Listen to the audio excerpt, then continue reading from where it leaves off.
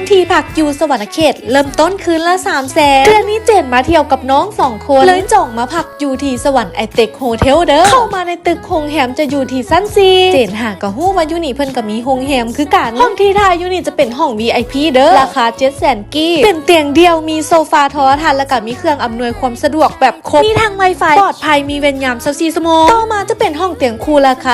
330,000ภายในห้องก็จะเป็นบรรยากาศแบบนี้เลยถ้าใครอยากรีดเครื่องก็สามารถยืมกับเคาน์เตอร์ได้เด้อห้องน้ำก็สะอาดและต่อมาห้องที่เจนพักก็จะเป็นห้องเตียงเดียวแบบนี้นอนกัน2 คนเนาะห้องน้ำก็จะเป็นแบบเดียวกันห้องแฮมนี่จะอยู่ใกล้กับร้านสะดวกซื้อใกล้กับคิวรถสวรรค์เพียงแต่3 นาทีและสถานที่ตามนี้เลยก็เจ้าก็จะมีห้องหลายแนะนำจ่องกันเด้อเพราะว่าห้องเต็มตลอดอยู่บนแถวโซนเคาน์เตอร์ก็จะมีโต๊ะตังให้เฮานั่งแบบกินนั่นกินนี่ก็ได้เด้ออยู่ทางข้างจะเป็นตึกสวรรค์ไอเต็กผู้ใดที่ว่าซื้อเครื่องจากฮันค้าที่อยู่ในสวรรค์ไอเต็กก็จะได้รับคูปองรุ่นโซกแบบนี้เลยนอกจากฮันค้าแล้วก็ยังมีศูนย์อาหารนำสามารถมากินข้าวอยู่นี่ก็ได้ถ้าติดตามไว้เด้อทุกคนว่า EP ต่อไปเจนจะไปเที่ยวสายยูนสวรรค์นะเคเจนไปละบ๊ายบาย